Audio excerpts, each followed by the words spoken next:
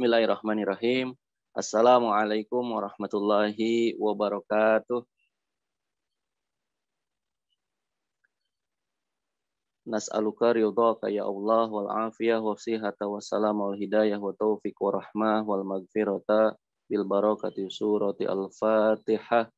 A'udzu billahi minasy syaithanir rajim. Bismillahirrahmanirrahim. Alhamdulillahi rabbil alamin. Ar-Rahmanir Rahim. Maliki yaumiddin. Iyyaka na'budu wa iyyaka nasta'in. Ihdinas siratal mustaqim. Siratal ladzina an'amta 'alaihim ghairil maghdubi 'alaihim waladdallin. Amin.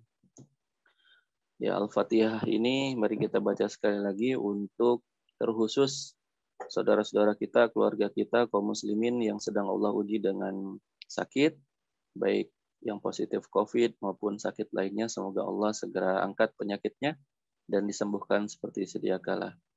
Al-Fatihah. A'udzu billahi minasy syaithanir rajim. Bismillahirrahmanirrahim. Alhamdulillahi rabbil alamin. Ar-Rahmanir Rahim. Maliki yaumiddin. Iyyaka na'budu wa iyyaka nasta'in. Ihdinas siratal mustaqim. Siratal ladzina an'amta 'alaihim ghairil maghdubi 'alaihim waladdallin. Amin. Hamdan wa syukran lillah, salatan wa salaman ala Rasulillah Muhammad sallallahu alaihi wasallam wa ala alihi wa ashabihi wa man tabi'ahum bi ihsanin ila yaumiddin, amma ba'du. Fa ya ibadallah, usikum wa nafsi bi taqwallah faqad fazal muttaqun. Baik ikhwani wa akhwati fillah rahimakumullah, ba'da tahmid dan sholawat menjadi kewajiban saya untuk saling mengingatkan, terkhusus bagi saya pribadi dan umumnya bagi hadirin sekalian yang ada di Zoom meeting ini. Semoga Allah senantiasa meridhoi langkah kita, melindungi segala aktivitas kita, dan insya Allah mudah-mudahan Allah ridho hingga kelak mewafatkan kita dalam keadaan husnul khotimah. Amin ya Allah ya Rabbal alamin. Ya, karena iman dan takwa ini satu-satunya perisai dan juga senjata pamungkas kita. Kita tidak bisa berharap kepada yang lain, apalagi berharap kepada manusia. Hanya berharap kepada Allah Subhanahu wa taala agar kita senantiasa diberikan kekuatan, kesabaran, dan juga tema kita hari ini keistiqomahan. Sehingga insya Allah kita tetap berada di dalam rel, di di garis yang telah Allah tentukan, tidak melenceng apalagi sampai berbalik arah. Bahkan kita lari menghindar dari jalan Allah. Na'udzubillah tsumma na'udzubillah.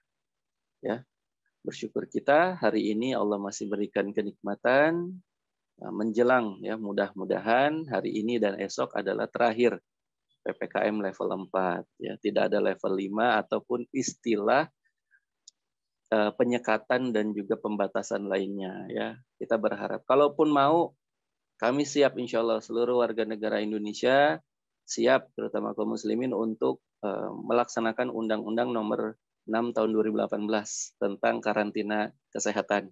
Siap, asal dipenuhi pasal 55 dan ayat 1-nya. Ya, bahwa segala kebutuhan hidup, ya, kebutuhan dasar hidup kita, termasuk binatang piaraan, ya, yang ada di dalam pasal 1-nya, pasal 55 ayat 1, itu dipenuhi seluruhnya oleh negara. Kami insya Allah siap. Ya. Dipenuhi segala kebutuhannya, termasuk binatang piaraan juga dipenuhi. Tutup semua akses ke dalam dan keluar negeri. Insya Allah 2 pekan saja kita lockdown, karantina, selesai insya Allah. Ayo, semua pakar sudah bicara itu, sudah memberikan masukan itu, tinggal pemerintah ya, kalau tidak mau juga ya sudah ya. Kalau kata lagu Iwan Fals yang baru, terserah terserah dah, yang mau diapain aja terserah.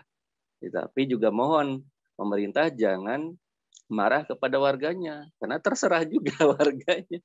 Ya, tidak ada yang menjamin satu sama lain, maka ini kan jadi bahaya. Akhirnya saling tidak percaya, emosi tidak percaya dan lain sebagainya. Ini sebetulnya masukan ya, masukan di dalam Islam bahwa mari kita insya Allah saling bekerja sama sesuai dengan ayat Allah.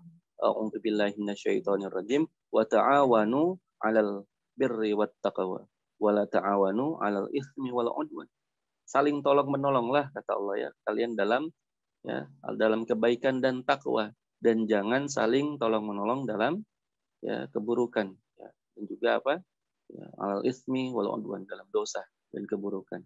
Jadi hati-hati. Kalau hari ini sebetulnya masyarakat sudah mulai ya tidak percaya, ini pemerintah mari. Ada ulama yang selalu menasehati, dirangkul bersama-sama. Ibarat kalau dalam sebuah rumah tangga, pemerintah itu ulil amri adalah bapak yang kebijakannya tidak bisa diganggu gugat. Bahkan ibu pun tidak bisa ya menggugat kebijakan ayah. Tapi ibu punya fungsi sebagai penasehat. Nah, dalam hal ini, dalam bernegara, kita punya ulama, para penasihat, yang memberikan masukan baik buruknya pertimbangan kepada para ulil amri, kepada para pemimpin. Mohon didengar. Ya, Bapak Ibu yang terhormat, yang menjadi pejabat, pemimpin, agar kami, anak-anaknya, masyarakatnya, itu sejahtera. Masyarakatnya bisa diatur, karena Bapak Ibunya kompak, Bapak Ibunya paham apa yang dibutuhkan oleh anak-anaknya, oleh masyarakat. Ya, ini konsep pendidikan bernegara ya. Jadi bukan hanya konsep pendidikan keluarga, tapi pendidikan bernegara. Porsi ibu, porsi ayah, dan porsi anak semuanya didudukan sesuai Islam. Si ayah punya tanggung jawab yang besar, ibu memberikan pengasuhan dan juga nasihat, anak insya Allah akan taat kepada ibu dan bapaknya. Ya, seperti itu. Baik, ikhwani wa akhwati fillah rahimakumullah, betul tadi kata host kita, moderator kita, Kang Riki, sudah disampaikan bahwa hari-hari ini kita melewati pandemi panjang yang entah sampai kapan. Ya, yang belum tentu berkesudahan besok atau lusa. Kalau kita coba hitung, ada yang tahu atau Kang Riki nih, berapa hari kita sudah melewati pandemi ini? Saya iseng-iseng kemarin ngitung. Ya, Kang Riki ada pernah ngitung? 500 Ustaz. 500 hari. Betul. Kalau harinya belum dihitung, kalau bulannya mungkin dari Februari atau Maret tahun kemarin. Ya. Jadi gini, kita coba dudukan kembali informasinya bahwa COVID-19 ini dinyatakan sebagai virus varian baru itu per 1 Desember 2019 dari Wuhan, Cina. Ingat itu ya, 1 Desember 2019. Itu kasus pertama kali terungkap di Wuhan, Cina. Kemudian di sekitar pertengahan Januari 2020 itu sudah menyebar ke 12 negara di seluruh dunia. Cukup ya, cukup cepat waktunya, sekitar 1 bulanan itu virus sudah masuk ke 12 negara. Nah, Indonesia belum menetapkan sebagai negara yang terkontaminasi virus ini, tapi 2 Maret 2020 Presiden Jokowi menyatakan Indonesia sudah ada warganya yang terkena COVID-19 ini yang di Depok pertama kali itu ya, itu 2 Maret 2020. Tapi kemudian kita WFH pertama kali, work from home, itu serentak di 16 Maret. Jadi kalau kita mau menghitung pandemi dan kita di rumah saja, itu dari 16 Maret misalnya ya, itu sudah 504 hari sampai hari ini. Masya Allah ya, perjalanan panjang yang sudah kita lewati, kuat ternyata kita ya. 504 hari diombang-ambingkan tanpa kepastian, dibenturkan satu sama lain, dan dijadikan seolah seperti taruhan. Ya, siapa yang mati duluan itu seperti sebuah permainan judi yang bisa saja menimpa siapapun. Karena tidak ada kepastian dari sisi kesehatan dan juga keselamatan nyawa. Maqasid syariahnya itu hilang. Ya, dimana kalau dalam maqasid syariah, dalam tujuan Allah menurunkan Islam itu ada hifzun nafs, ya, melindungi nyawa. Islam hadir itu salah satunya dari 5 maqasid syariah. Selain hifzul akal, ya, melindungi akal, kemudian hifzul mal, melindungi harta, hifzul nasab, melindungi nasab, keturunan, hifzul hifzuddin, menjaga agama, dan satu lagi adalah hifzun nafs, menjaga nyawa. Itu tidak sama sekali ada sentuhan. Bahkan makin ke sini saya perhatikan umat Islam juga sudah mulai tergerus imannya. Ya, gara-gara yang sering disuarakan adalah imun. Di atas iman dulu. Percuma kita punya imunitas yang tinggi, tapi tidak dibarengi dengan imanitas. Kita akan menjadi orang-orang yang lupa kepada Allah Subhanahu wa Ta'ala. Dan jadilah kita seperti Fir'aun di abad ini. Kok bisa dibilang Fir'aun, Ustaz? Lah, dulu Fir'aun itu apa yang menyebabkan dirinya pengen jadi Tuhan? Salah satu indikatornya, karena dia nggak pernah sakit. Karena nggak pernah sakit, dia bilang, saya Tuhan. Orang saya nggak pernah sakit. Maka hati-hati kalau ada temennya bilang, oh saya nggak pernah sakit. Istighfar. Mau jadi Fir'aun. Gitu. Karena Fir'aun tuh dulu sombong pertama kalinya dari situ. Nggak pernah sakit. Gara-gara nggak pernah sakit, dia ngerasa dan punya kekuasaan penuh. Ya kan, ya sudah. Ana rabbukumul a'la. Ya, diabadikan tuh ucapannya itu di dalam Al-Quran, dan Allah marah, murka, sehingga Allah hinakan Fir'aun itu, Allah azab ya, dengan seberat-beratnya, sepedih-pedihnya azab. Na'udzubillah, tsumma na'udzubillah. Belajar dari situ. Jadi siapapun kita yang punya kekuasaan, ya, harta, tahta, lanjutannya apa itu? Sekarang banyak diplesetin ya, harta, tahta, dan lain sebagainya. Ya. Ini perlu kita sama-sama introspeksi, jangan sampai kemudian menjatuhkan diri kita kepada tadi kebinasaan dengan kesombongan. Ya, sombong itu banyak variannya. Ya, minimal ada apa? Ada ria, ada sum'ah, ada ujub, ada takabur. Minimal ada 4 pembagian dari sombong. Ria itu dari kata ro'a, melihat. Jadi pengen dilihat. Nah, segala sesuatu yang pengen dilihat, pamer, berarti ria, sombong. Ya. Bagian Jumatan gimana Kang Riki? Kita kalau mau masukin ke keropak masjid, tangan kiri nutupin tangan kiri. Gimana tangan kanannya ditutup tangan kiri supaya yang sebelah-sebelah itu nggak kelihatan, nggak ngeliatin. Padahal pas masuk bunyi kelentrang ya, gope masuknya. Udah ditutup-tutupin bunyi ya, 500 perak ternyata. Tapi bisa jadi kalau uangnya 100.000 mungkin ya, batuk dulu. Baru masukin. Oh, 100.000. Gitu ya. Apapun lah ibadah kita ini yang tujuannya ingin dilihat oleh orang, hati-hati itu ria. Ya. Jadi definisi ria itu dari kata ro'a. Ya. Jadi pengen dilihat. Ya. Di status sama. Itu status-status sosial media kita itu berpotensi ria dan ain. Ya. Makanya hati-hati. Ria dan ain itu, dan nazar ya. Kalau saya kemudian menyimak pembahasannya Ustadz Muhammad Faizar, hafizahullah, ya hafizahullah, beliau adalah ahli ruqyah hari ini ya, insyaallah. Mudah-mudahan Allah menjaga beliau. Beliau menjelaskan ternyata ada ain, ada nazar. Kalau ain itu dari apa yang kita lakukan sendiri. Ya, suka pamer sesuatu yang tujuannya untuk sombongan. Lihat itu ain tuh masuk di situ. Kalau nazar, ini yang buat adalah jin. Jadi jinnya melihat dan memilih kita. Makanya hati-hati. Misalnya yang perempuan di kamar mandi suka konser lama-lama, hati-hati. Jinnya jadi seneng nazar. Melihat dia, jadi akhirnya kena tuh. Di kamar, walaupun kamarnya milik sendiri, tidak ada orang di sana, kemudian mohon maaf, berpakaian minim atau tidak berbusana sama sekali berlama-lama, hati-hati. Berpotensi nazar dan seterusnya. Ada adabnya. Nggak sembarangan, walaupun kita sendirian, kita itu hidup dengan yang lain, walaupun beda alam. Kita sekarang ngaji juga yang hadir bukan cuma manusia. Ya. Di kamar saya atau di ruangan saya ini juga sama. Itu juga hadir mereka menyimak.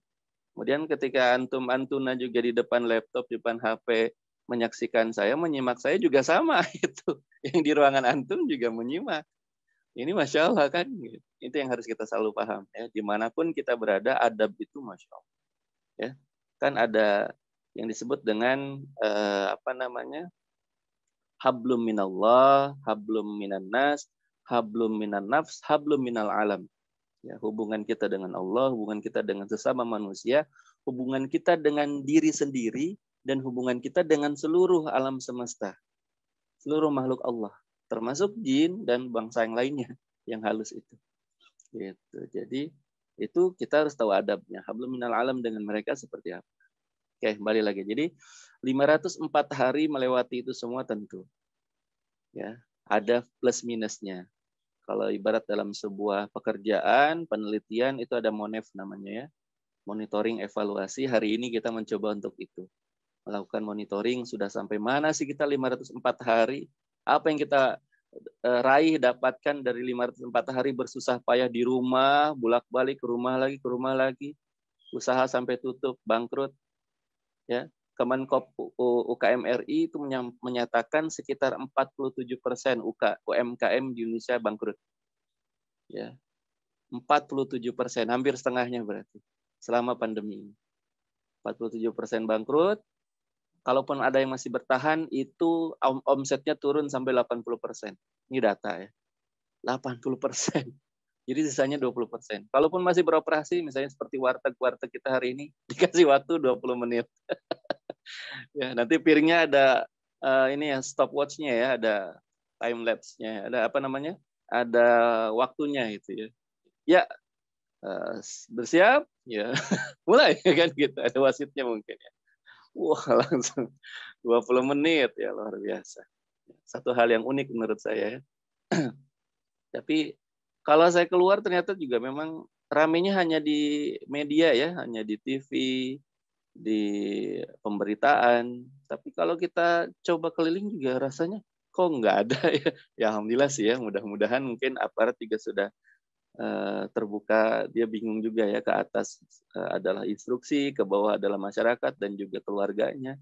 Ini memang kita tuh seperti dibenturkan dengan saudara sendiri. Mudah-mudahan ada yang mau mengingatkan jangan begini kebijakannya, karena seolah-olah kita diadu domba, kita dipertentangkan, ya, yang tepuk tangan yang di atas Allah a'lam. Makanya kita perlu sama-sama mendudukkan persoalan ini sesuai dengan kebenaran. Baik, kita awali dengan satu ayat karena tadi kita sudah membuka tentang pandemi. 3 ayat berturutan ya. Ini tidak henti-hentinya, tidak bosan-bosannya saya sampaikan karena ayat ini itu bisa jadi akan terus kita alami, ya, karena ini sudah sunatullah. Ya, di surat Al-Baqarah ayat 155 sampai 157. Ya, kita bareng-bareng baca ya. A'udzu billahi minasyaitonir rajim. وَلَنَبْلُوَنَّكُمْ بِشَيْءٍ مِّنَ الْخَوْفِ وَالْجُوعِ وَنَقْصٍ مِّنَ الْأَمْوَالِ وَالْأَنفُسِ وَالثَّمَرَاتِ وَبَشِّرِ الصَّابِرِينَ الَّذِينَ إِذَا أَصَابَتْهُم مُّصِيبَةٌ قَالُوا إِنَّا لِلَّهِ وَإِنَّا إِلَيْهِ رَاجِعُونَ أولئك عليهم صلوات من ربهم ورحمة وأولئك هم المهتدون. Masya Allah ya. 15-an abad yang lalu Allah sudah menyampaikan. Dan hari ini kita alami hampir 1,5 tahun ini. 504 hari sudah kita lewat. Dalam keadaan tidak menentu. Di rumah terus bolak-balik. WFH lagi. Ada berapa kali katanya? Kalau ada yang hafal ya, kebijakan pembatasan itu banyak loh unik ya. Saya sedang merampungkan tulisan saya, nanti saya bagikan ke Karib untuk jadi sebuah tulisan ilmiah yang menjadi tadi ya evaluasi bersama. Jadi kita ini tadi ya virusnya dideteksi 1 Desember 2019 di Wuhan, Cina. Indonesia baru mengumumkan bahwa sudah terkena COVID ini 2 Maret 2020. Ya kan? WHO sebagai organisasi kesehatan dunia itu menetapkan ini sebagai pandemi global ya di seluruh dunia itu 11 Maret 2020. Ya, dan kita mulai WFH 16 Maret 2020. Yang unik, wacana vaksin itu sudah ada sejak pertengahan Januari 2020. Jadi unik ya. Kita ini belum mulai nih COVID-nya 2 Maret nih resminya, tapi vaksinnya udah diomongin dari awal pertengahan Januari. Ini sih ya, kalau percaya atau tidak, mari kita nanti teliti. Saya sedang meneliti itu semua secara ilmiah bahwa kok nggak masuk akal gitu. COVID-nya sendiri baru diumumkan oleh WHO sebagai pandemi global di 11 Maret 2020. 2 bulan sebelumnya di pertengahan Januari sudah wacana vaksin COVID. Dan kalau ikutin terus pemberitaannya unik. Menurut WHO, vaksin itu dalam pengalamannya selama ini itu tidak bisa dibuat simsalabim dalam waktu yang singkat. Ya. Salah satu contoh waktu ada wabah Ebola itu ternyata vaksinnya dibuat dalam rentang waktu 16 tahun. Berapa? 16 tahun. Dan untuk COVID ini, WHO waktu itu ya di awal 2020 menyatakan kemungkinan baru bisa rampung di akhir 2021. Itu paling cepat kata WHO. Ya, ujug-ujug di akhir April, Mei sudah jadi. Di November 2020 ya, negara kita sudah mulai tekan kontrak dan mendatangkan Sinovac untuk pertama kali dan seterusnya. Nah, ini lucu, unik sekali. Saya tidak dalam posisi tidak mempercayai vaksinasi. Saya sedang bicara tentang timeline karena saya peneliti, saya dosen. Saya mencoba mendudukkan itu, kok nggak masuk akal ya? Gitu. Ini gimana sih? Gitu. 11 Maret ditetapkan sebagai pandemi global, tapi vaksinnya sudah diobongi dari Januari pertengahan. Lalu katanya bikin vaksin itu lama, bisa bertahun-tahun. Ebola saja 16 tahun. Lah ini kok 4 bulan jadi, 5 bulan jadi vaksin. Vaksin apa yang dibuat? Nah, itu kan perlu dipertanyakan sebetulnya. Awal-awal pemerintah itu fokus ke kampus-kampus Unair, UGM untuk bikin vaksin. Dalam negeri dong, kita percaya. Indonesia itu tidak kekurangan orang pintar. Banyak para ahli. Tapi tiba-tiba semua penelitian itu tidak dianggap. Mereka sudah bersusah payah, keuangan juga sudah keluar banyak kan ya. Tiba-tiba malah memilih produk dari Cina. Sinovac.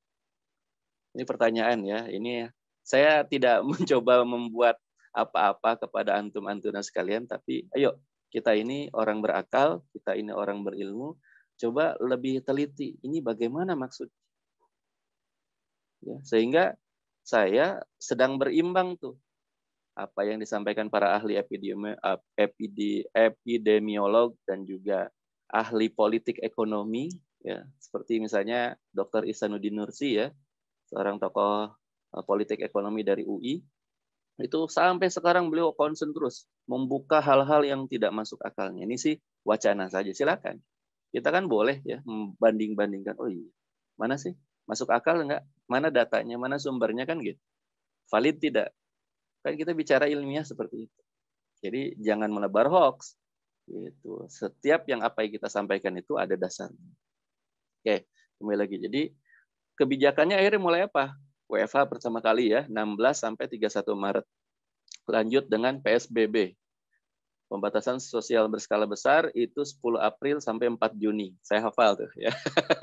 Terus habis itu PSBB transisi 5 Juni sampai 10 September 2020. Ya. Lanjut PSBB transisi jilid 2. 15 September 2020 sampai 17 Januari 2021. Ya. Terus apa lagi? Habis itu belum selesai PSBB transisi jilid 2, harusnya selesai di 17 Januari. 10 Januari sudah ada istilah baru, PPKM Jawa Bali ya. Pertama kali itu. 10 Januari sampai 8 Februari 2021. Lanjut lagi PPKM Mikro, ini yang paling panjang. PPKM Mikro itu 9 Februari sampai 28 Juni, 10 jilid. Keren nggak? Banyak yang nggak peduli kan? Karena nggak pernah nonton berita, udah capek kali ya. 10 jilid PPKM Mikro itu 10 9 Februari sampai 28 Juni. Ya. Sebenarnya waktu kita lebaran kemarin itu dalam kondisi PPKM mikro diserahkan kepada pejabat daerah masing-masing, ya, kepada kabupaten kota masing-masing. Kemudian habis itu lanjut yang agak repot pas PPKM darurat ya, 3 Juli sampai 20 Juli kemarin. Udah mulai ada kata darurat. Ya. Beres 20, besoknya tanggal 21 diperpanjang lagi, ya. Untung nggak penalti ya, karena perpanjangan waktu itu biasanya ujungnya adalah penalti. 21 sampai 25 Juli. 26-nya muncul lagi. Tiba-tiba saya level 4 ya, sudah level 4. Ini bingung kita. Wah, aku udah level 4, Pak. Aduh, kita ketinggalan level 1, 2, 3. Oh, mungkin yang pertama itu ya, PPKM Jawa Bali, PPKM mikro, darurat, baru ini yang level 4-nya kayaknya begitu. Mudah-mudahan sih benar ya, tapi istilah level 4-nya muncul belakangan, itu yang saya kaget. Kok udah level 4 lagi, Pak? Gitu. Saya mau mesen level pedas, ekstra pedas, dan seterusnya. Ini jadi makanan ya. Ya mudah-mudahan setelah ini tidak ada lagi istilah penyekatan dan pembatasan. Karena semua ahli, baik epidemiolog, ya kan, pengamat sosial, pengamat politik, ekonomi, semua sudah sepakat. Termasuk Effendi siapa yang dari politisi senior PDIP ya, saya lupa ya, Effendi Simbolon ya, Effendi Simbolon sudah menyatakan bahwa pemerintah ini harus segera melaksanakan amanat Undang-Undang Nomor 6 Tahun 2018 karantina kesehatan. Tapi tadi yang saya sudah sampaikan beratnya di pasal 55 ayat 1. Apa bunyinya nih? Saya bacakan secara resmi ya. Jadi pasal 55 ayat 1 itu bunyinya begini. Selama dalam karantina wilayah, kebutuhan hidup dasar orang dan makanan hewan ternak yang berada di wilayah karantina menjadi tanggung jawab pemerintah pusat. Itu yang bikin berat. Sampai kita punya ayam, Pak, tolongin Pak. Kalau ayam masih gampang nyari purnya ya. Ini kalau kambing, sapi, kebo gitu ya, dan lain-lain yang makan rumput, tolong Pak pemerintah pusat, kami butuh rumput, ini kambing, kebo, domba, sapinya belum makan rumput. Kan karantina wilayah Pak, karantina kesehatan. Kayaknya itu yang bikin repot ya. Saya punya kucing nih Pak, saya punya ikan, pakanannya habis nih pakannya Pak, tolong Pak. Kayaknya di situ yang berat. Tapi kan sebenarnya begini, secara konstitusi kalau ini undang-undang tidak bisa dilaksanakan, ya anulir dong, hapus. Terbitkan undang-undang baru pengganti dari Undang-Undang Karantina Kesehatan Nomor 6 Tahun 2018 ini. Kalau masih ada, berarti masih berlaku. Berarti apa? Pemerintah sudah melakukan inkonsistensi atau inkonstitusional. Ini kita bicara ranah hukum ya. Seperti itu. Tapi ya susah hari ini bersuara seperti apapun. Ya sudahlah, begitu ya kondisinya. Baik, jadi balik lagi ke ayat yang tadi kita baca, ini ayat yang Masya Allah mengingatkan kita. Kata Allah apa? وَلَنَبْلُوَنَّكُمْ بِشَيْءٍ. Ya, dan sungguh akan kami berikan cobaan kepada. Apa? Pertama, minal khauf, ketakutan.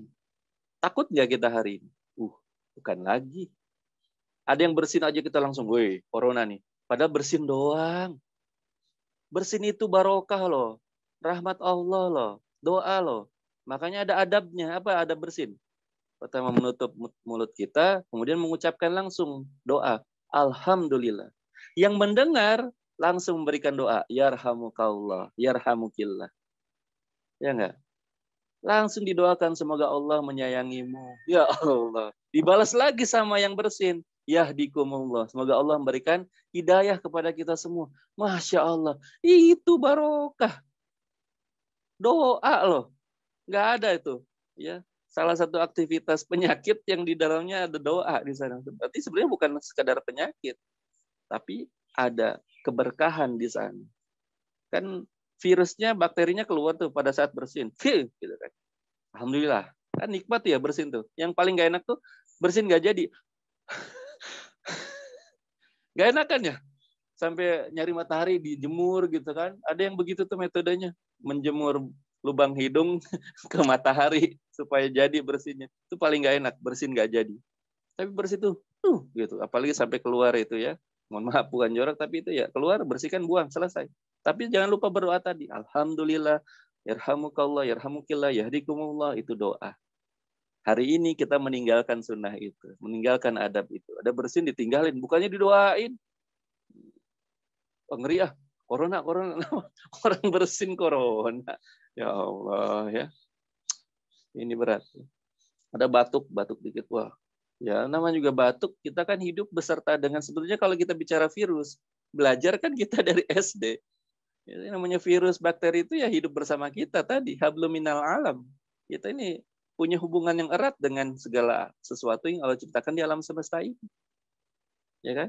Ya tinggal bagaimana daya tahan tubuh kita tadi, betul, imunitas. Dan juga keyakinan kita terhadap Allah, imanitas. Nah, itu harus jangan sampai salah menaruhnya. Iman dulu baru imun. Insya Allah aman. Kan gitu ya. Iman, imun, aman insya Allah. Tapi kalau tidak begitu, ada orang sekarang imannya lupa. Imun yang dia kejar. Sesak dikit langsung. Cari oksigen. Ya Allah, oksigen itu Allah yang ngasih. Nih hari ini kita bisa dengan gratis tanpa ada argonya, yang menghirup oksigen itu, bersyukur, alhamdulillah. Jadi jangan langsung kemudian bicara langkah kedokterannya, tapi coba jalankan juga bagaimana kita kepada Allah Subhanahu wa taala, pertama beristighfar, ya kan? Kemudian berzikir, membaca asma Allah, berdoa sambil berikhtiar, ya. Jadi jangan dilupakan gitu loh, aspek iman itu, aspek tauhid itu di dalam kehidupan kita. Kan saya lihat orang-orang yang sudah mulai terpapar itu banyak yang lupa mengingatkan. Suruh pegang Al-Quran, ya kan? Suruh baca, suruh zikir. Saya lihat cuma statusnya saja difotoin kan, dia sedang dalam selang regulator oksigen, tapi tangannya itu nggak pegang Quran, dipaksain, ya dibisiki ke telinganya, ayo baca Al-Quran semampunya, nggak usah dikomat-kamitkan, dalam hati juga bisa. Jadi kan permasalahannya apa? Jangan-jangan nggak bisa baca Quran. Nah, mumpung masih sehat, ayo baca Quran, belajar Al-Quran, tahsin, tajwid, dan seterusnya. Jadi pas sakit itu kita punya satu pegangannya. Kasarnya gini, kalaupun kita harus wafat, wasilahnya karena penyakit itu, insya Allah dalam keadaan husnul khotimah. Sedang apa? Baca Al-Quran. Menjemput syahid, Masya Allah. Masa nggak pengen sih? Makanya saya suka kesel ya, keselnya dalam artian, ayolah kaum muslimin, jangan dibutakan dengan hal-hal yang sifatnya duniawi dan kedokteran semata, hasil filsafat manusia gitu loh. Ada Allah, itu yang jangan dilupakan, sertakan. Kemarin sempat ada fenomena panic buying ya. Apa itu panic buying? Orang beli segala sesuatu, terutama satu susu yang kalau dalam ekonomi Islam itu goror ya namanya, nggak jelas. Karena disebutnya susu beruang, isinya susu sapi, iklannya naga. Ini pasti kreatornya Kang Rizky ini ya, Rizky Media nih ya. Ya, Rizky Hyuk. Ya, apa tuh namanya saya lupa tuh dia, Rizky apa tuh dia ya. Dia suka kadang-kadang bikin konten begitu kayaknya ya. Bikin susu sapi disebut susu beruang, iklannya naga. Ini maunya apa sebetulnya ya. Nah, itu kan sempat fenomena panic buying. Diborong semua. Sampai sekarang iklannya juga saya lihat kemarin, oh masih begitu. Iya pantas, banyak yang jadi korban iklan ya. Dianggapnya dengan cara minum susu itu insya Allah terhindar dari virus, bakteri, dan sebagainya. Susu yang lain juga sama. Ya, fungsi susu kan itu gitu. Yang penting susunya sehat, steril gitu loh, sudah dipasteurisasi gitu. Apalagi kalau kita bicara susu kambing. Kalau mau kita sekalian apple to apple strategi marketing, kalau cukup ya stok kita di susu kambing, itu yang kita benturkan. Ini udah jelas susu kambing itu apa? Kesukaan Nabi. Rasulullah tuh biasa minum susu kambing selain susu sapi. Ya. Nah, cuma orang kan sekarang sudah termakan stigmanya duluan ya, bahwa susu kambing itu pasti bau gitu, sama kayak kambingnya. Beda. Belum pernah nyoba kan? Nah, jangan pernah berkomentar sesuatu yang tidak pernah dialami atau dicoba dulu. Teman saya juga dulu begitu. Wah, debat sama saya. Cobain dulu. Udah nyoba belum? Ya sini. Ya bismillah coba minum. Kok enak kata dia. Ya itu makanya cobain dulu susu kambing. Itu bukan yang bubuk ya, tapi beneran susu kambing yang masih dalam kondisi cair gitu. Ya, bisa dibekukan atau apalagi langsung dari peternakan susu kambingnya yang fresh, yang sudah pasteurisasi. Masya Allah. Nikmat, segar. Nggak bau amis, malah gurih, lebih dari susu sapi. Makanya mahal. Satu gelas begini bisa 10.000 dulu ya, sebelum pandemi. Setelah pandemi gini saya nggak yakin bisa harganya 20 dan seterusnya. Semuanya serba naik gara-gara teori ekonomi ya. Ada penawaran, ada permintaan, jadi naik. Permintaan penawaran, ya supply and demand ini yang mempengaruhi semuanya. Bahkan ketika panic buying itu susu yang tadi disebut susu beruang itu naiknya sampai 5 kali lipat kalau nggak salah, ada yang sampai mencapai angka 50.000 satu kalengnya. Ya Allah, ya Rabb, ya. Ini zolim ya, nggak boleh kayak gitu. Ya, kayak balik lagi. Jadi apa? Ketakutan, kemudian kedua apa? Walju', kelaparan. Ya, sekarang tuh di sosmed ya, di IG saya terutama sering banget ngelihat yang di videoin begitu ya, bapak-bapak kelaparan jalan. Tapi ya alhamdulillah itu bagusnya udah syiar. Memang tipis ya antara syiar dengan tadi apa? Ria. Ya. Kenapa? Karena dilihat. Nah, apa yang akan membedakan? Biar Allah nanti yang menentukan ini syiar apa ria.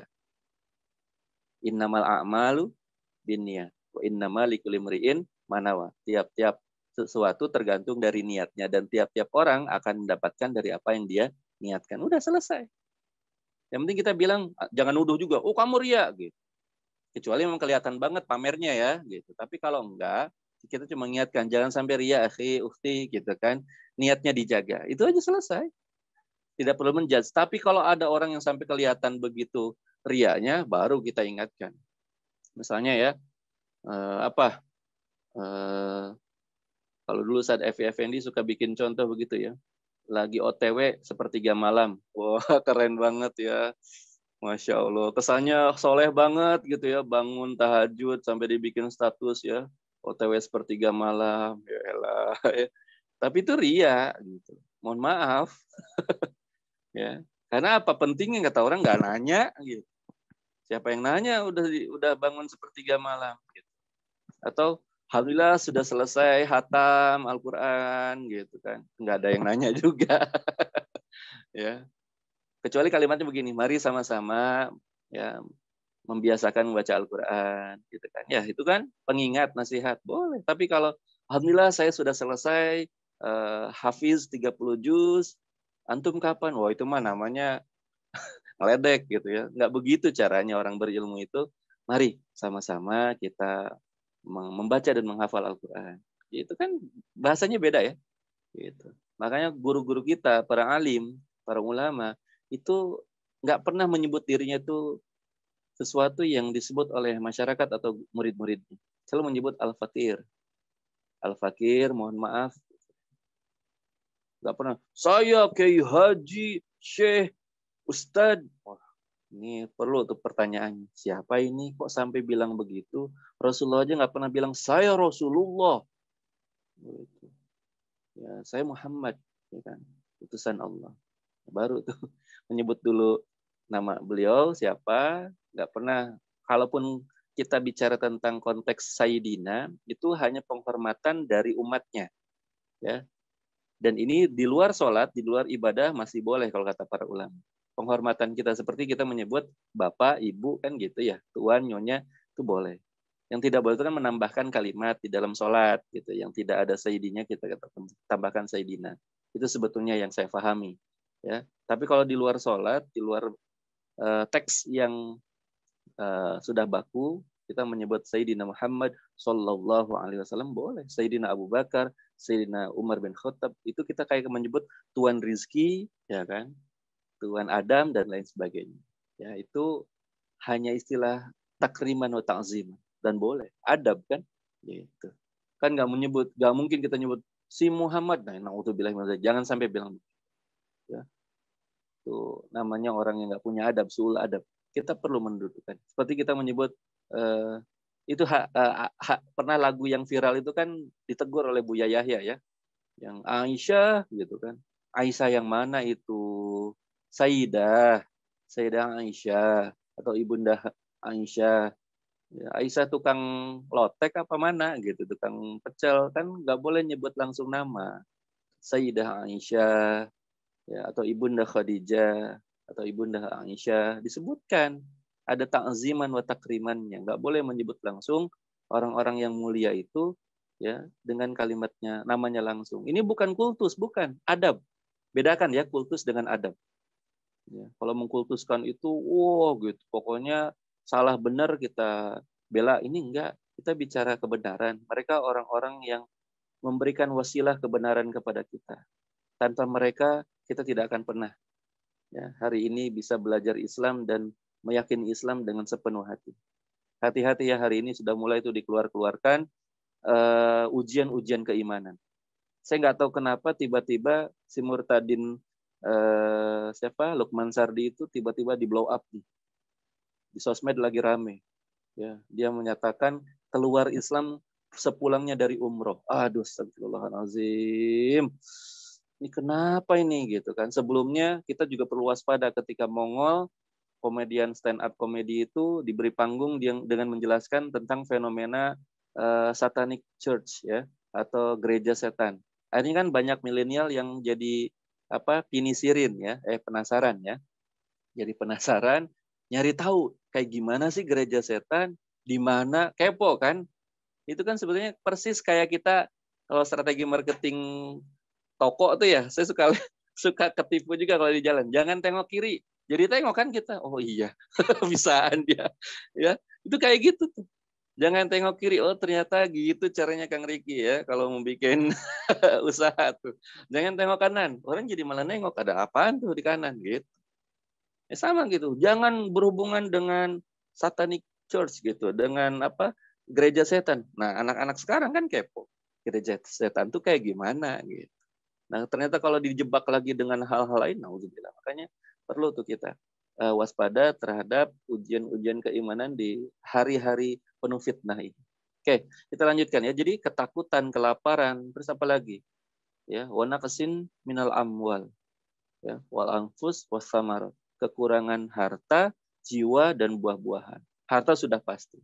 Tadi saya bilang UMKM itu menurut Kemenkop UKM yang bangkrut datanya sampai 47%. Yang masih bertahan sekitar 56%, itu omsetnya turun 80%. Ya, dan ini entah sampai kapan mereka bisa bertahan, ya kemungkinan ya akan gulung tikar semua. Ya, itu yang pertama. Jadi apa? Harta. Jiwa sudah pasti. Sudah berapa? Saya udah malas ngitungnya, udah nggak pernah ngikutin lagi statistik harian yang meninggal, yang sakit, positif, yang sembuh, dan yang lain sebagainya. Yang saya sedang coba ingatkan adalah kepada teman-teman sekalian, jumlah ulama kita, khususnya di Indonesia ini, sudah mencapai angka hampir 1.000 orang yang wafat.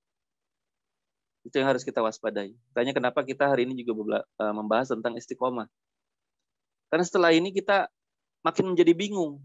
Kepada siapa kita akan menyampaikan keluh kesah, pertanyaan, ya kan? Hal-hal yang sifatnya kita butuh bimbingan, nasihat, penguat. Kalau guru-guru kita itu sudah tidak ada. Dan itu maraton terus. Ya. Satu ulama disusul ulama berikutnya terus begitu. Itu tuh yang ulama sudah masuk media yang dikenal. Sehingga gampang memberi infonya. Sebar kan ke seluruh sosial media. Bayangkan kepada ulama-ulama kita yang saya yakin Allah kirimkan mereka ini ke pelosok-pelosok yang tidak kita kenal. Tidak dikenal di dunia, tapi hati-hati, mereka dikenal di langit. Tidak dikenal di bumi, tapi dikenal di langit. Para ulama-ulama yang dakwah di pelosok, yang mungkin juga wafat, dan kita nggak tahu jumlahnya berapa banyak mereka. Minim kan segala fasilitas kesehatan dan lain sebagainya. Ini bisa lebih dari 1.000 orang kemungkinan. Allahu a'lam. Nah, ini yang perlu kita waspadai hari ini. Ya, di Karib sendiri kita perlu ya menjaga hubungan dengan guru-guru kita ya, Habib Geis ya, Hafizahullah, kemudian Syekh Ahmad Al-Misri, dan lain sebagainya, yang terus didoakan, terus sambung komunikasinya. Ustadz sehat, semoga selalu sehat, ya kan. Kemudian juga cek ustadz, dan juga saya pengen memberi usul ya kepada Karib, kalau bisa open donasi, dicek ustadz yang mereka tuh memang nggak kerja, memang sepenuhnya mengabdikan dirinya untuk dakwah, yang biasanya ada di kampung-kampung, yang ngajar ngaji gitu-gitu ya, yang ngisi-ngisi majelis taklim, khutbah Jumat saja, dan itu terdampak semua selama pandemi. Dicek ekonomi, bantuan untuk ustadz-ustadz yang ada di pelosok ataupun yang di kampung-kampung. Kalau yang seperti saya, alhamdulillah insya Allah masih bisa bertahan, masih ada income dari mengajar, ya, dari aktivitas yang lain. Tapi untuk ustadz-ustadz yang benar-benar sehari-harinya itu dakwah, dari satu majelis ke majelis yang lain, dari satu masjid ke masjid yang lain, dari satu podium khutbah ke khutbah yang lain, atau ngajar ngaji anak-anak tiap maghrib atau setiap pagi, gitu ya, sore, ini dicek karena terdampak pasti libur, dan mereka akhirnya nggak dapat apa-apa. Dan tidak mungkin juga mereka mengemis meminta-minta. Kita yang harus sadar sebagai hamba Allah, sebagai umat Rasulullah, sebagai saudara seiman dan murid-murid mereka. Saya suka kasihan kadang-kadang melihat ustadz-ustadz ini, ya Allah, ya Rabb, ya, mudah-mudahan mereka dikasih kekuatan dan juga ini ya, rizki min haitsu la yahtasib, dari arah yang tidak disangka-sangka, supaya mereka tetap bisa bertahan hidup. Ini penting ya, mudah-mudahan Karib kalau mau buka open donasi lagi, lebih khusus kali ini saya titip untuk program para ulama, para ustadz yang ada di kampung, misalnya se-BSD Raya, kampung mana aja yang jadi sasaran target, ustadz mana saja yang terdampak, itu bisa kerjasama dengan Basnas, dengan Dompet Duafa, dengan lain sebagainya. Insya Allah Karib misalnya menjadi fasilitatornya, ikut juga buka open donasi. Dengan musyawarah juga saya lihat kan ya, Kakak Mas Ari Untung dan kawan-kawan juga gencar hari ini membuka itu. Disampaikan ini guru-guru kita. Karena targetnya umat itu tanpa ulama apa? Kita akan lebih bahaya lagi. Kita paham umat juga butuh, tapi sekarang kita prioritaskan dulu para ulama, para ustadznya. Itu paku buminya ibarat. Kalau paku buminya sudah hilang, bagaimana dengan nasib kita ke depan? Gitu ya. Jadi mohon dibuat kalau bisa diinisiasi untuk mendata kira-kira di kampung terdekatnya teman-teman Karib semua, saling menginfokan ada nggak ustadz yang terdampak seperti itu. Ya, insya Allah saya juga ikut nanti bantu report kemana-mana ya, kalau kita siap. Tolong sampaikan kepada presidium sekarang untuk Karib, bisa membuat program khusus open donasi untuk para ustadz yang ada di kampung-kampung, yang kerjanya hanya tadi itu ya, hanya mengajar ngaji anak-anak pagi, sore, ataupun malam, dan hanya dari majelis taklim ke majelis taklim yang lain, dan semua terdampak hari ini. Mereka butuh sekali support dari kita, karena tidak mungkin mereka meminta dan mengemis. Mereka ilmunya tinggi, tapi juga tidak mungkin menyampaikan keluh kesah mereka, hanya kepada Allah. Dan kita yang harus sadar, yang harus inisiatif. Ya, oke. Itu mohon dicatat Kang Rizky ya, nanti disampaikan kepada teman-teman supaya kita coba ingatkan. Kenapa? Dulu Sayyidina Umar bin Khattab adalah orang yang peka terhadap hal ini. Di masa kepemimpinan Sayyidina Abu Bakar, itu ada satu kejadian di mana sahabat-sahabat yang hufaz, yang hafiz Quran itu dibantai, jumlahnya lebih dari 70 orang. Jadi ada satu ketika permintaan di sebuah daerah minta dikirimkan, kalau tidak salah ke arah Romawi ya, gitu, dikirimkan sahabat-sahabat yang hafal Quran. Alasannya ingin diajarkan Al-Quran. Tapi ternyata itu cuma akal bulus, hanya jebakan sampai di sana dihabisi. Nah, siapa yang peka? Ternyata Sayyidina Umar. Kata Sayyidina Umar kepada Sayyidina Abu Bakar, kita harus segera menuliskan Al-Quran. Karena ulamanya sudah tidak ada. Ya, sudah banyak yang berguguran, yang wafat, yang syahid. Kita perlu nih menjaga orisinalitas ya, menjaga keabsahan dan juga kehidupan Al-Quran ini supaya terus bisa dijaga hingga umat akhir zaman. Nah, akhirnya setelah itu kan tadinya nggak setuju ya Sayyidina Abu Bakar itu untuk mushafkan Al-Quran, tapi karena pertimbangan itu akhirnya dimulailah proyek pertama penulisan mushaf. Yang nanti kemudian di masa Utsman, di masa Sayyidina Utsman bin Affan ya itu dibuat menjadi lebih tertib lagi, dibuat 5 kopi, dan di zaman Sayyidina Ali ditambahkan dengan syakal dan titik dan syakal. Kebayang ya kalau masih pun di masa Sayyidina Utsman kita tetap nggak bisa baca. Gimana cara bedain ba, ta, nun, ya dalam sebuah kalimat? Orang nggak ada titiknya. Mana ha, mana kho, mana ja, ya kan? Luar biasa. Tuh, sumbangan terbesar pada peradaban Islam di masa Sayyidina Ali adalah ditemukannya titik di setiap huruf hijaiyah dan juga syakal. Ada fathah, ada kasrah, ya kan? Ada dhammah dan lain dan seterusnya. Kalau nggak ada itu kita nggak bisa baca. Hari ini yang gondrong saja banyak yang nggak bisa baca, apalagi yang gundul katanya ya. Maksudnya apa? Arab gundul tuh kitab-kitab kuning klasik para ulama itu berat. Oke, kita percepat. Jadi tapi di ujung ayat ke 155-nya Allah memberikan sebuah pujian. Wabasyirus sabirin, ya, dan berikanlah kabar gembira kepada orang-orang yang sabar. Nah, di ayat ke 156-nya Allah menjelaskan siapa itu orang yang sabar. Apa? Alladzina idza asabathum musibah qalu inna lillahi wa inna ilaihi rajiun. Orang-orang yang sabar itu kata Allah adalah orang yang ketika ditimpa musibah langsung otomatis spontanitas imannya, lisannya akan mengucapkan kalimat istirja. Inna lillahi wa inna ilaihi rajiun. Semuanya berasal dari Allah dan akan kembali kepada Allah.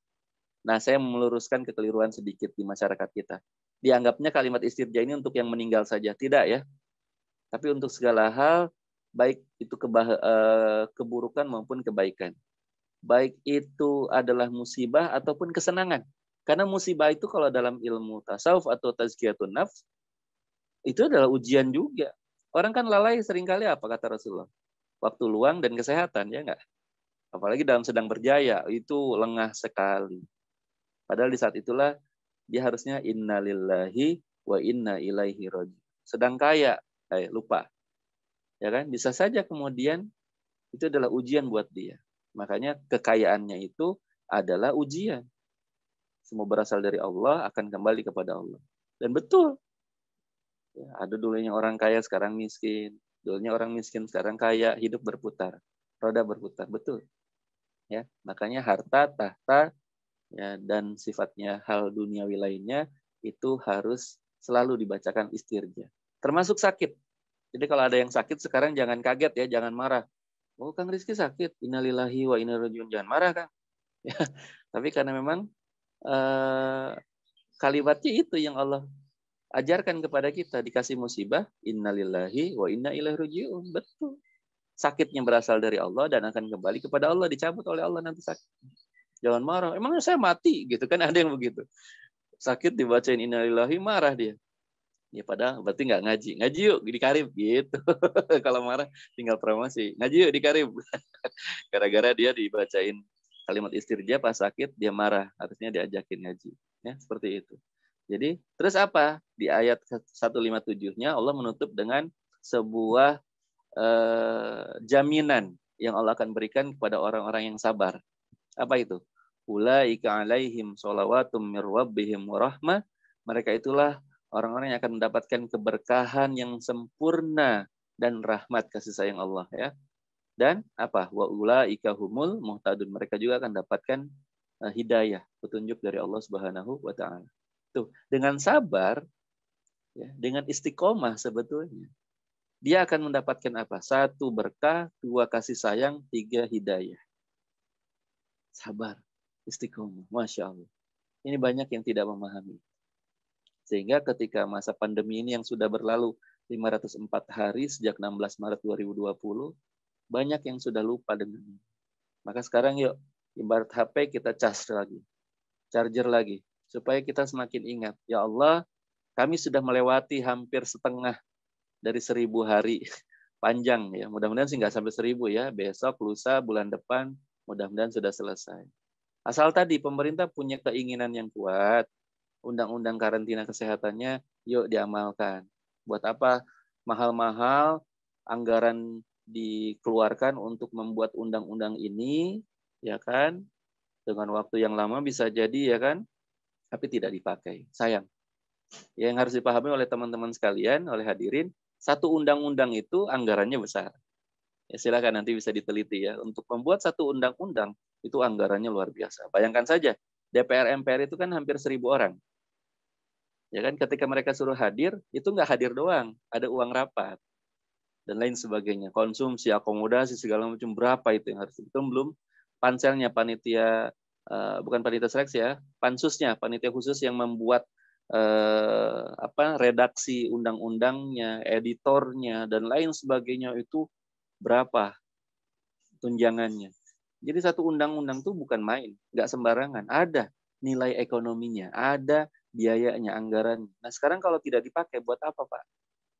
Nah, anggota dewan kami yang kami kirim mewakili kami 1.000 orang di sana itu, ngapain Pak?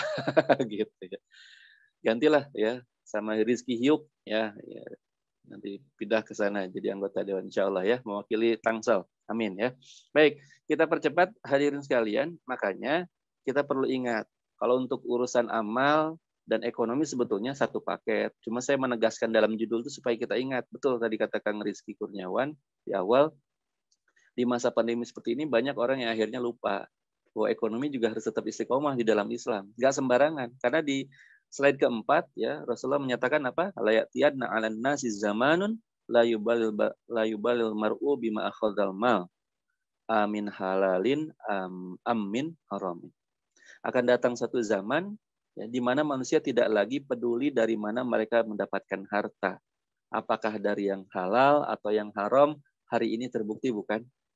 Gitu. Saya suka sedih kadang-kadang melihat orang-orang yang di sosmed itu ya, di viral, dia pakai spanduk bekas atau pakai kardus nulis, kasih pekerjaan Pak, saya lapar, ya Allah, ya Rabb. Aduh, itu benar-benar ya bikin kita tuh sakit banget kerasanya. Dan itu hanya bisa dirasakan oleh orang-orang yang punya iman. Hati-hati ya. Ya. Orang yang punya iman pasti ngerasa, ya Allah. Karena kata Rasulullah, tidak disebut beriman seseorang itu kan, sampai kita ini mencintai saudaranya melebihi cinta kita kepada diri sendiri. Kalau kita melihat saudara kita kesusahan, kita merasa ikut empati, merasakan, insya Allah kita masih punya iman. Ya. Jangan kalah sama orang-orang yang hanya mengejar sosial eksperimen saja, ataupun hanya relawan sosial biasa. Karena mohon maaf, non-muslim itu tetap punya misi. Nggak sepenuhnya sosial. Hati-hati. Kita bisa bicara adu data dan lain sebagainya. Ya, mereka memang kasih alasannya, betul. Tapi ujungnya apa? Kasih itu siapa? Ajarannya Yesus kata mereka kan. Dan ujungnya kalau bisa ditarik menjadi iman mereka. Habis kasih iman. Ngeri itu. Jadi kalau ada satu daerah yang kemudian turun mereka relawannya atas nama salib, kasih, merpati dan lain sebagainya ya. Kan ada kode-kodenya itu ya. Kalau enggak ada kata-kata kasihnya. Yang kedua adalah ada logo merpati, kalaupun tidak ada salib. Hati-hati itu. Berarti dari kalangan Kristen. Ini bahaya. Ya. Mereka pasti akan ada tujuannya adalah apa? Memurtadkan saudara kita semuslim. Makanya kita harus turun tangan di sana, di wilayah-wilayah yang sangat krisis ya terhadap akidah ataupun tauhid saudara kita. Lanjut di slide kelima, juga tentang riba. Layatiana 'alan nasi zamanun la yabqa ahadun illa akala riba. Sungguh akan datang satu zaman, kata Rasulullah, di tengah umat manusia tidak akan ada satupun orang kecuali semuanya akan makan riba. Di akhir zaman itu kata Rasulullah, kita semua akan kena sama riba semuanya. Ya. Fa in lam ya'kulhu asabahu min bukhari. Kalaupun nggak makan, akan tetap terkena asapnya. Kalau kata Ibnu Isa, asabahu min gubari, ya, akan terkena debunya. Hadis riwayat Abu Daud nomor 3333. Ini kenapa kita harus istiqomah di dalam ekonomi Islam, dalam fikih muamalah, karena ini di akhir zaman itu riba itu benar-benar masuk ke dalam sendi-sendi kehidupan kita. Nggak makan pun kena debunya. Emang dipikir bayar BPJS nggak ada ribanya? Ada Pak, Bu, ya. Di sana ada denda. Denda itu riba, ya kan? Dan lain sebagainya. Dan memang zolim di dalamnya. Penyakit yang di cover kan sudah ada pengecualian. Ya, yang gede-gede, nggak penyakit misalnya apa jantung segala macam itu sekarang kayaknya udah mulai dikurangin tuh. Jadi kalau cuma sakit gigi, bisul, ngapain pakai BPJS Pak, Bu? Saya masih bisa beli sendiri obatnya. Kadang-kadang bingung gitu ya. Penyakit yang remeh-temeh suruh pakai BPJS, yang besar ditolak. Ya, karena tidak di cover. Terus buat apa? Lalu negara kemana kok tidak hadir? Karena kesehatan itu adalah ya, haknya warga negara dan kewajiban negara. Tapi negara malah melepas tangan, suruh warganya urunan. Bikinlah BPJS, Badan ya, Penyelenggara Jaminan Sosial. Jadi emang orang Indonesia tuh soleh-soleha semuanya. Baik-baik, luar biasa. Buat kesehatannya aja suruh urunan sendiri. Mereka yang biayain. Negaranya nggak tahu kemana. Dan lain sebagainya. Ya.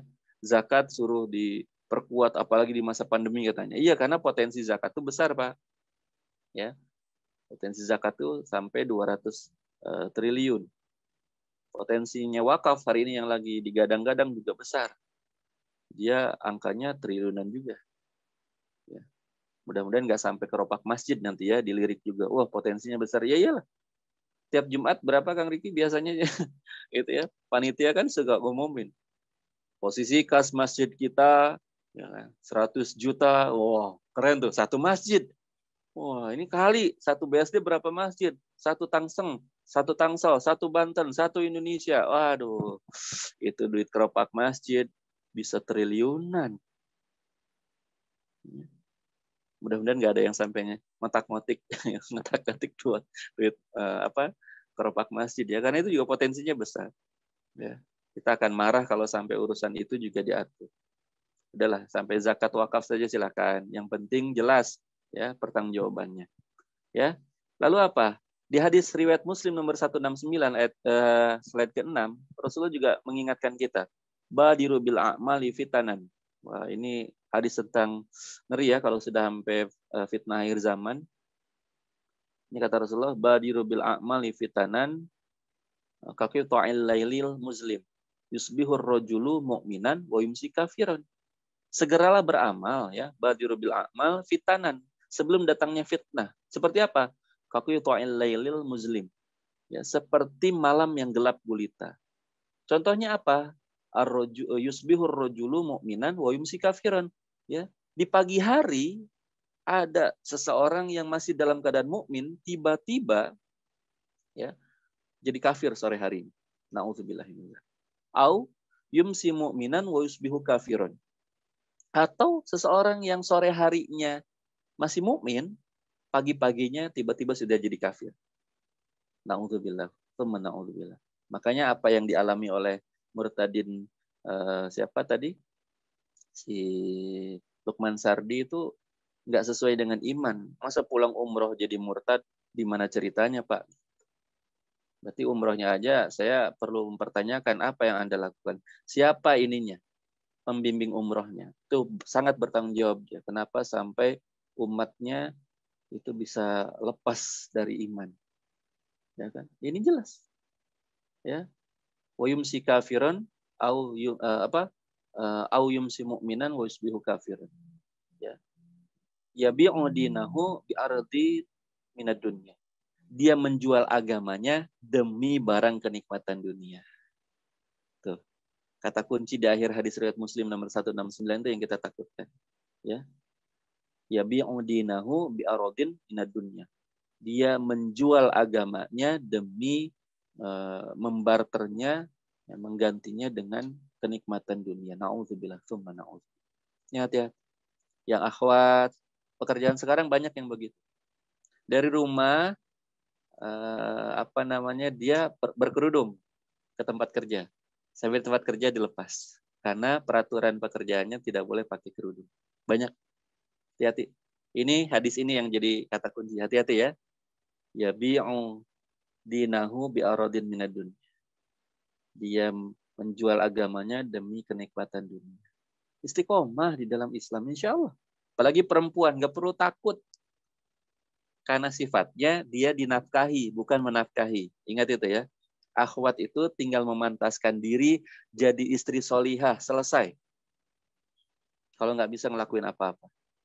Karena dia akan jadi doa penjamin, pemudah, pelancar rizki suaminya. Jadi tugas istri itu sebetulnya ya lebih simpel, kasarnya. Gitu. Kalau kata teman saya yang sedang mengembangkan konsep homeschooling, perempuan mah di rumah aja udah selesai homeschooling. Yang penting bisa masak, ya kan, bisa nyuci segala macam, urusan balik lagi ke zaman dulu ya. Orang tua kita bilang dulu perempuan hanya 3 dapur, kasur, sumur gitu ya. Tapi kan tetap harus berpendidikan juga. Saya juga kurang setuju kalau perempuan tidak dilibatkan dalam proses pendidikan. Dia juga penting. Karena kalau dalam versi saya, teori saya, perempuan tuh harus lebih cerdas daripada laki-laki. Karena ia adalah ibu yang melahirkan laki-laki. Paham? Jadi kalau kita mau bikin visi peradaban, lahirnya pemimpin masa depan, ibunya dulu yang harus cerdas, ibunya dulu yang harus solehah. Makanya sekolahnya harus tinggi, ngajinya harus hatam, hafizah kan gitu. Wow, ideal banget itu kalau akhwat muslimah mukminah seperti itu. Sudah pendidikannya tinggi, ya kan, minimal sarjana, apalagi master atau doktor, ya kan, kemudian ngajinya lancar, hafizah, ya kan, masya Allah. Udah tuh paham tentang parenting, paham tentang hak dan kewajiban ibu juga istri, insya Allah aman. Dan dia mengambil peran yang besar terhadap pendidikan anak. Mantap nih. Kalau ada. Hari ini kita PR-nya masih belum sampai sana. Makanya saya berharap kan melihat statistik di Karib itu selalu ya lebih banyak akhwatnya. Ini mudah-mudahan Sri Kandi Karibnya lebih bisa dioptimalisasikan ya. Kepada murabbiahnya saya titipkan itu, tolong dijaga betul. Yang penting mereka menyiapkan diri menjadi istri yang solihah, mukminah, calon ibu yang solihah, insya Allah itu lebih dari cukup. Apalagi kalau punya plus tadi pendidikan tinggi, ya sudah bekerja, tinggal nanti menyesuaikan kerjanya itu dapat ridho dan izin dari suaminya. Kalau tidak, hati-hati kan gitu. Itu yang harus dipahami. Karena ini ya, udah jam 11 ya. Baik, sambil menunggu, silakan Kang Rizky Kurniawan membuka open mic kepada yang mau bertanya. Kalau tidak ada nanti saya sambil menjelaskan lanjutan. Silakan.